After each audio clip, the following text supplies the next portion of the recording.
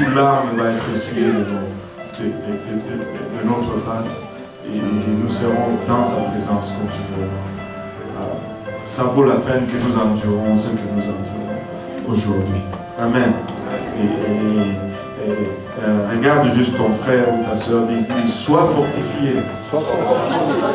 Presse vers l'avant.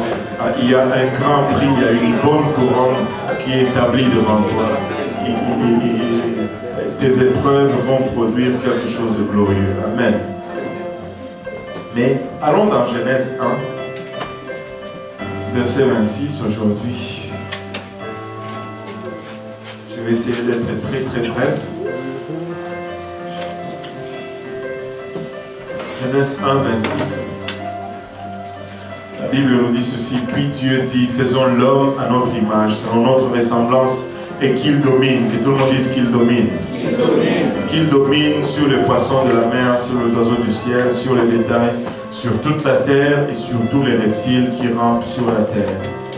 Dieu créa l'homme à son image, il le créa à l'image de Dieu. Il créa l'homme et la femme. Dieu les bénit et Dieu leur dit, soyez féconds, multipliez-vous, remplissez la terre et l'assujettissez. Que tout le monde dise l'assujettissez. Et dominez. Que tout le monde dise dominer. Regarde ton voisin, dis-lui domine. Dominez sur les poissons de la mer, sur les oiseaux du ciel et sur tout animal qui s'émeut sur la terre. Et Dieu dit, voici, je vous donne toute herbe portant la sémence et qui est sur la surface de toute la terre, et tout arbre ayant en lui du fruit d'arbre et portant la sémence, ce sera votre nourriture. Et à tout animal de la terre, tout oiseau du ciel et à tous ceux qui s'émeuvent sur la terre, ayant en soi un souffle de vie, je donne toute herbe pour nourriture. Et cela fut ainsi. Dieu vit tout ce qu'il avait fait, et voici, cela était très bon. Ainsi, il y eut un soir, et il y eut un matin, ce fut le 6e jour. On va prier tous ensemble. Père Céleste, nous voulons te rendre grâce encore une fois pour ton amour, ta bonté et ta fidélité. Nous voulons te remercier, Éternel, pour le privilège que nous avons d'être réunis encore une fois dans ta présence, Seigneur, et de jouir de celle-ci. Père, nous venons humblement reconnaissant que nous sommes des hommes charnels, des hommes naturels, pour qui les choses spirituelles sont folie, Seigneur. Nous avons besoin de ton sang, nous avons besoin de ton esprit, de ton onction. Papa, que ton sang nous lave et nous purifie de toute souillure de la chair, de l'âme et de l'esprit, Seigneur Jésus-Christ. Papa, que ton onction nous permette de saisir les choses spirituelles. Que ceci produise en nous des fruits, Papa, dignes de repentance. Et que ce fruit nous conduise jusque dans la vie éternelle, Papa. Te remercions encore une fois pour le sacrifice ultime et le privilège que nous avons aujourd'hui. Papa, agis parmi nous, Seigneur, pour le moment qui va suivre. Au nom de Jésus, nous te prions avec action de grâce dans nos cœurs. Nous disons tous au nom de Jésus. Alléluia. Et vous pouvez vous asseoir.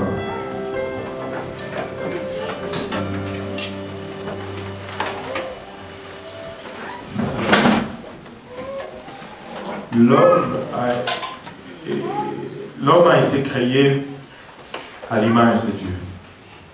Et l'homme a été créé, il n'est pas le produit du hasard. L'homme n'est pas le produit de l'évolution. Il n'y a pas eu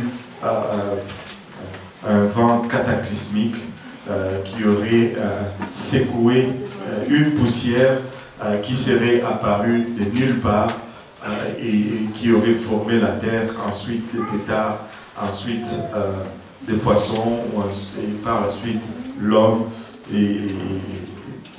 L'homme a été créé à l'image de Dieu, selon un dessein bien précis et avec un but bien précis. Il a été créé, il a été placé au-dessus de toute la création de Dieu pour qu'il y domine. Il était à l'image de Dieu et sa domination devait refléter la domination de Dieu sur tout ce qui existe. Et c'est Dieu qui lui a donné cette domination sur tout ce qu'il a été créé. Mais aujourd'hui, quand nous regardons autour de nous, nous pouvons constater que nous avons perdu cette domination. Nous avons perdu cette domination.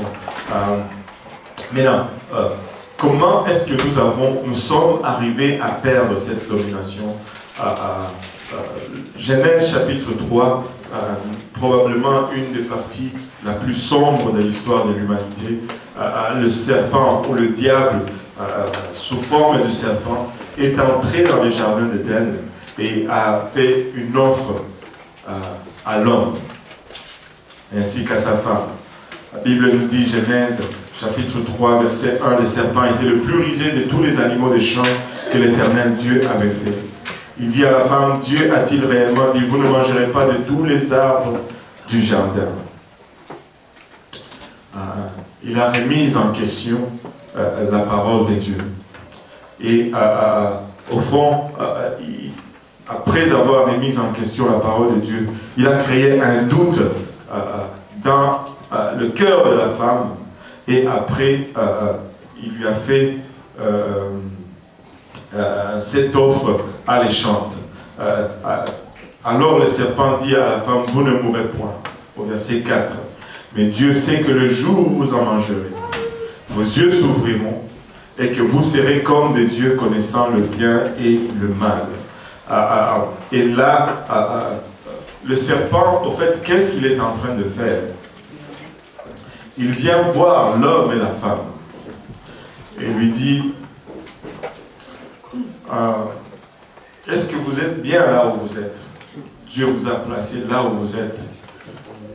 Est-ce que avez-vous vraiment tout ce dont vous pouvez avoir accès?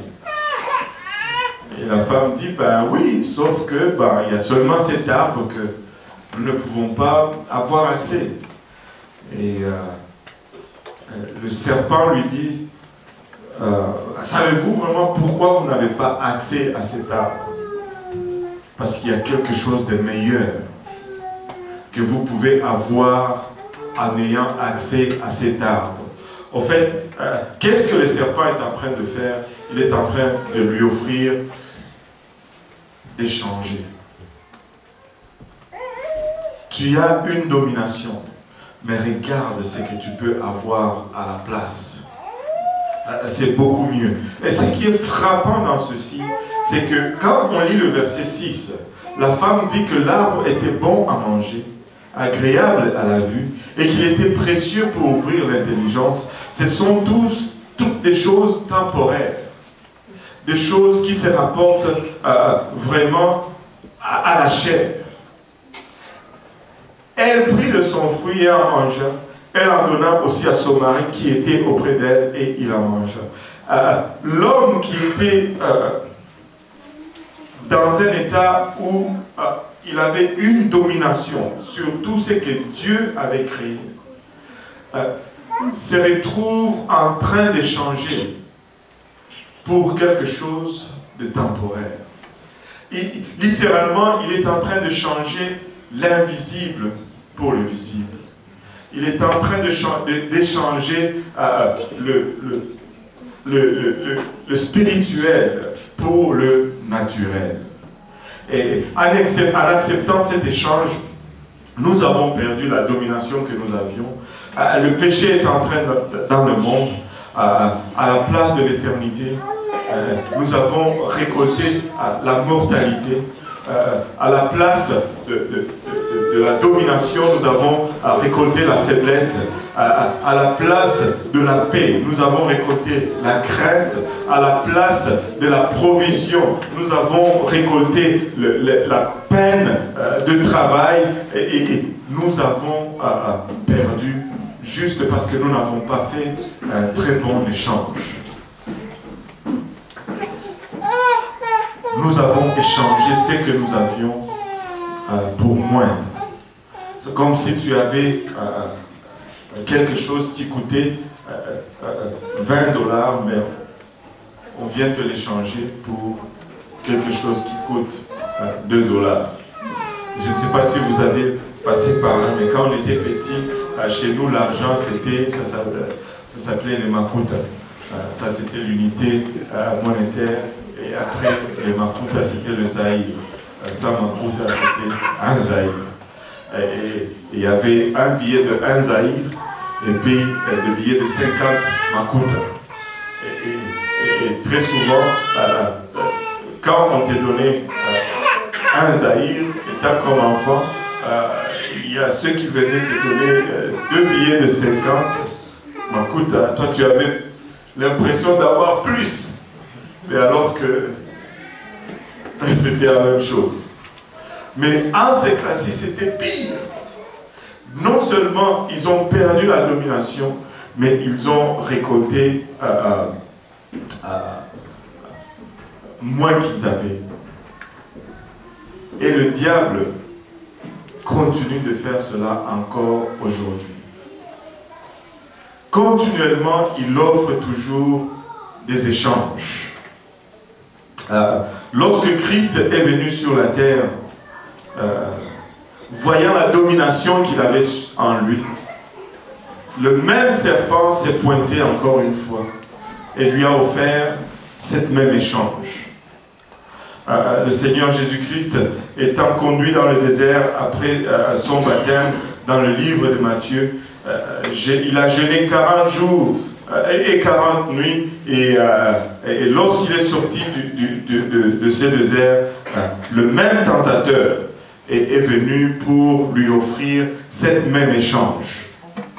Tu as la domination, mais regarde, je peux t'offrir mieux. Et il a fait le même processus. Il lui a montré des choses qu'il pouvait voir. Il lui a montré des choses qui étaient agréables pour sa chair. Et il lui a offert l'orgueil de la vie pour la reconnaissance de ceux qui sont autour de lui. Et toutes des choses charnelles, toutes des choses temporaires pour que l'on puisse céder ce qui est éternel ou ce qui est parfait. Mais le premier homme avait cédé à l'échange. Nous nous sommes retrouvés dans l'état où nous sommes aujourd'hui. Mais heureusement que le deuxième n'a pas cédé à l'échange. Le deuxième a eu la réponse qu'il fallait. Il est écrit, il est écrit, il est écrit, il a refusé l'échange. Mais cette histoire d'échange ne s'arrête pas avec Christ. Le diable nous a eu dans son échange.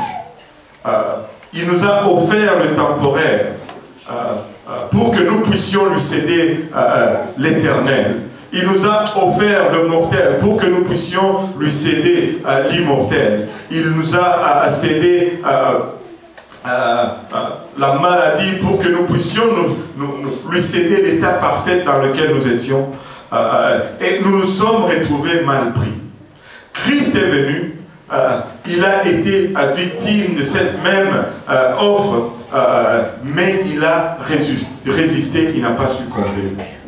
Aujourd'hui, Christ offre encore à l'humanité notre échange. Mais cet échange, c'est pour défaire l'échange que nous avions hérité de nos pères, l'échange que nous avions